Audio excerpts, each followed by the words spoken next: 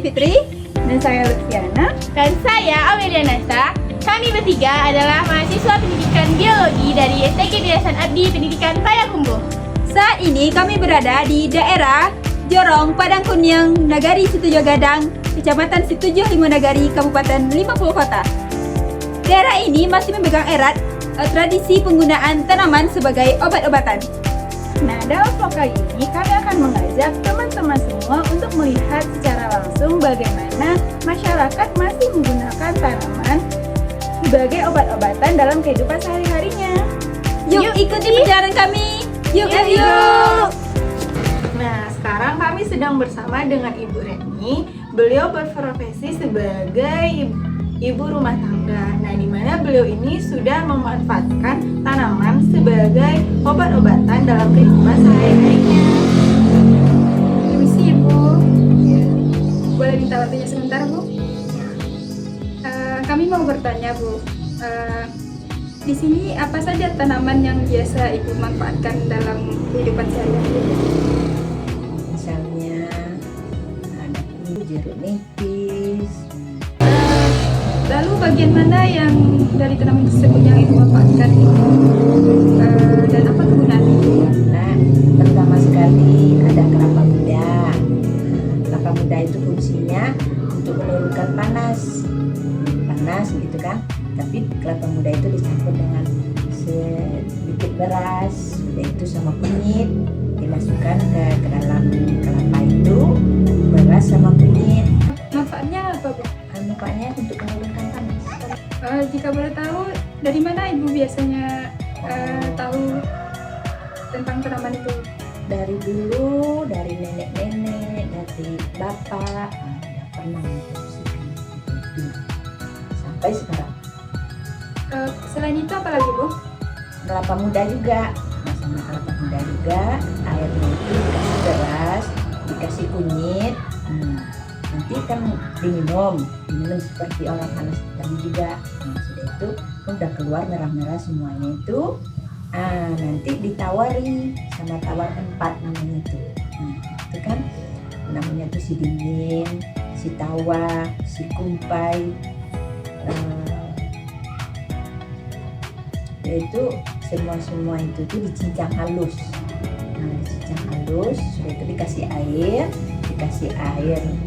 dingin, nggak satu ember. Nanti dibalut seluruh tubuh. Misalnya ada suka orang bilang seleranya itu pahit. Keseleraan itu pahit, nggak enak makan. Kan gitu. Nanti namanya itu tim puyeng. Itu dikasih gula aren, terus diminum selama 3 hari. Itu gunanya Biar enak makan. Terus kan ada waktu kita bayi, waktu anak-anak bayi kan, ada anak bayi itu kan suka masuk angin. Jadi kalau suka masuk angin kan kadang kan cuaca pengaruh apa, jadi diambil abu dapur yang kita masak itu kan. Ambil abu dapur terus ditaruh di piring, dikasih jeruk nipis, nanti dibalur ke seluruh pusatnya. Nanti dia keluar anginnya itu, keluarnya angin sembuh dia. Ada daun namanya daun ketara. Daun ketara itu dimasukkan ke air seperti ini, dimasukkan ke air. Nanti ditetesan ke mata, cuma agak perih sedikit, tapi kan lumayan habis ketara air. Mungkin ada sekitar rumah, pokoknya ini dekat tembok-tembok ada yang. Berapa lama direndam? Ya segini aja, nanti ditetesan ke mata.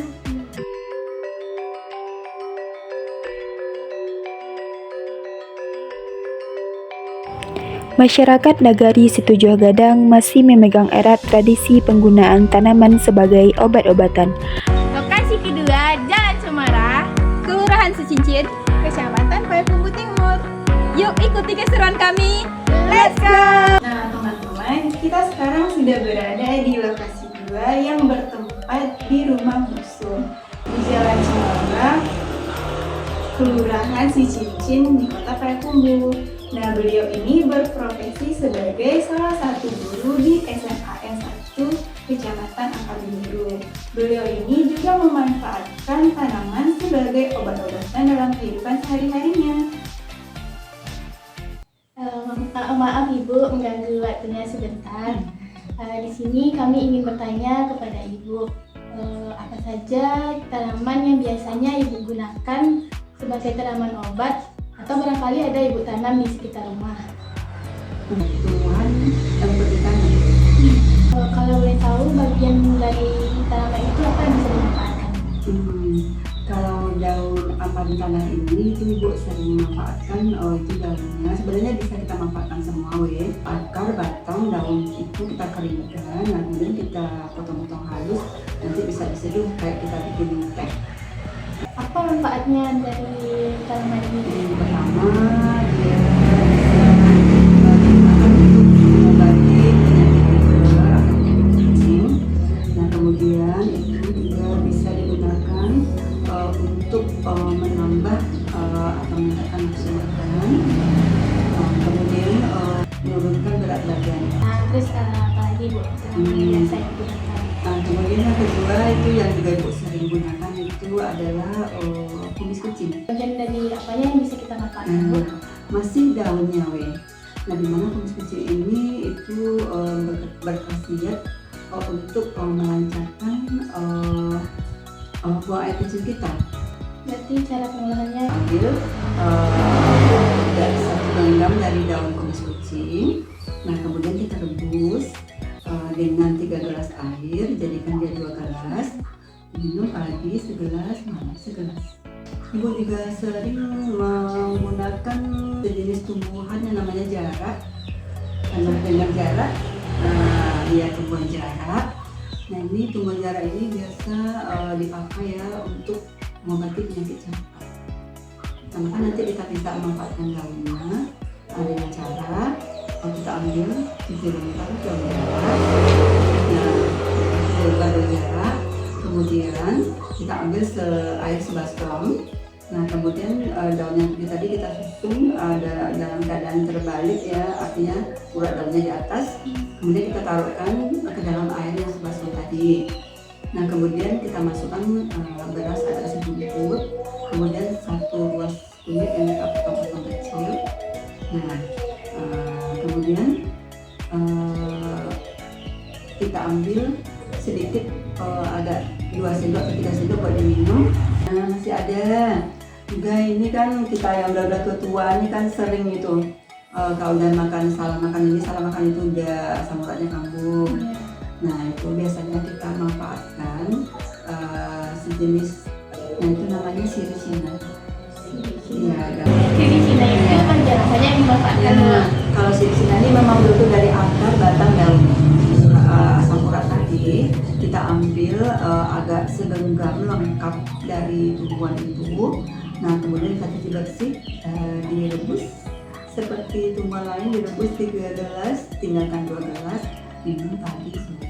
Kebetulan ya Ibu kan memang tidak minum. Ternyata ada tanaman liar yang mungkin pada waktu kita kecil sering memakan buahnya karena rasanya manis. Kita ambil lengkap dari akarnya, akar, daun. Kalau bagusnya itu ada buahnya yang banyak. Nanti kita rebus dengan periuk tanah. Itu kita bisa minum berulang-ulang. Baik Bu, terima kasih untuk waktunya dan terima kasih juga untuk informasi yang sudah Ibu berikan kepada kami. Sama-sama. Kelurahan Sicincin ternyata juga masih memegang erat tradisi penggunaan tanaman sebagai obat-obatan. Nah, dari kegiatan ini kita belajar bahwa pengetahuan tentang tanaman obat bukan hanya tentang pengetahuan biologi saja, tetapi juga berkaitan dengan budaya, tradisi, maupun kesehatan orang. Menjaga pengetahuan ini adalah tugas kita bersama, terutama sebagai calon guru biologi. Semoga vlog ini bermanfaat dan lebih menginspirasi teman-teman semua untuk menjaga kearifan lokal. See you di next vlog. Bye-bye. One is the loneliest number that you'll ever do.